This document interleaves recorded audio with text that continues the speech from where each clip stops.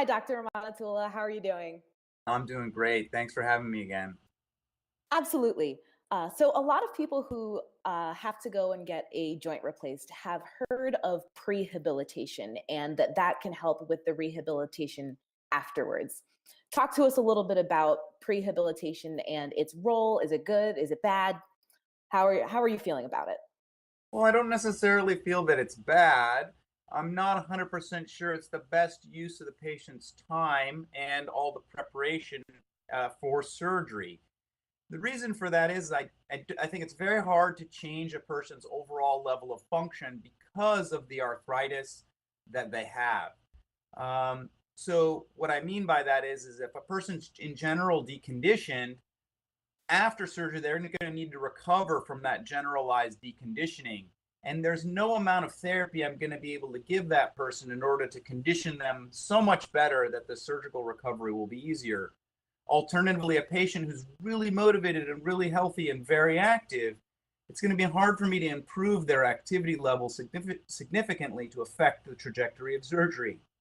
In fact, there's pretty good data to show that most patients, when they receive the injury of surgery, go down the same amount, whether they've had prehabilitation or not, which means we all kind of start from our own common ground and then begin to recover because of the pain and disability and of the surgery itself. And once that's recovered, we can begin to exceed the expectations and exceed the deconditioning that we've had.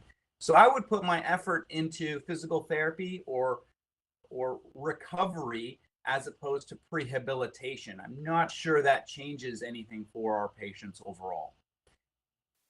Gotcha. After the surgery, I imagine there's a number of different ways that a patient could go about doing physical therapy. Some people have offered it on the computer, some people have offered apps. What, in your experience, is the best way to undergo physical therapy? I think so. In general, I think most of the data will show that physical therapy, at least for knee and hip replacement, plays a relatively minor role in the patient's recovery.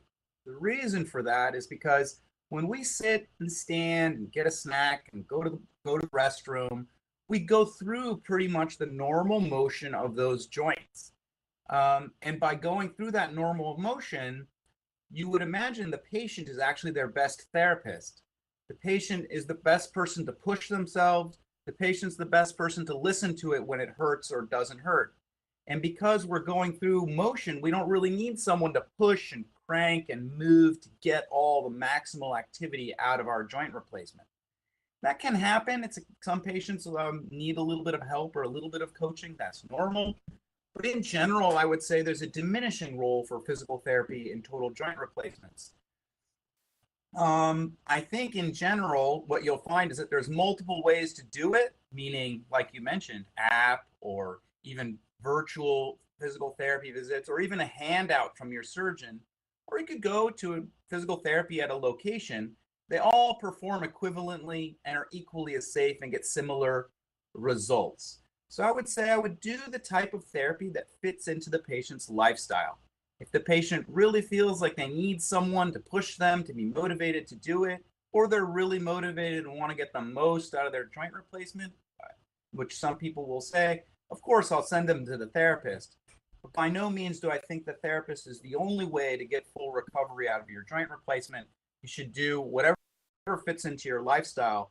In fact, I don't prescribe physical therapy at all for my patients unless they insist that they need it. We have just as good results as anyone else. So therapy, again, is playing a diminishing role, but it's really, I think, part of the standard of care, part of the process of recovery. So we would never deny it from a patient in general.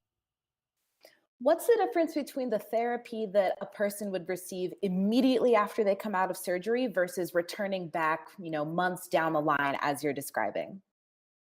Yeah, so there's definitely two places that physical therapy exists. One is right after surgery, and I think that that therapy is really important. They're going to coach you about expectations, coach you about maybe some limitations or things you might like to avoid, especially in a hip replacement. And they're going to really help you kind of learn to walk again so that you don't fall.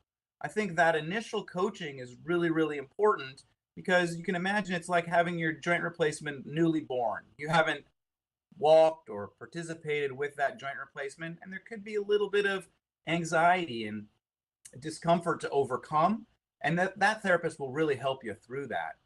As you begin to recover and gain confidence, I think my other comments apply. It's really about being as active as you can without pain or with controllable pain, so you get the most motion and the most strengthening out of your knee replacement. That's really where the outpatient physical therapy or home physical therapist comes into play. Talk to me a little bit about continuous passive motion. Is that still something that hip replacement specialists are recommending, or is that sort of an outdated practice at this point? Yeah, we actually wrote a really nice meta-analysis about continuous passive motion. The reason surgeons use continuous passive motion is because it's better than immobilizing the knee. So if you immobilize the knee for 2 weeks or put them in continuous passive motion, patients get better range of motion. But there's no difference between allowing a patient to mobilize their knee on their own and placing them in continuous passive motion. So I would say continuous passive motion has fallen out of favor over a time, but some surgeons still use it. I think subjecting patients to motion that they don't want to do generates pain and discomfort. So I personally don't offer it anymore. Uh, Additionally, because it offers no benefit, it comes at additional expense to the patient.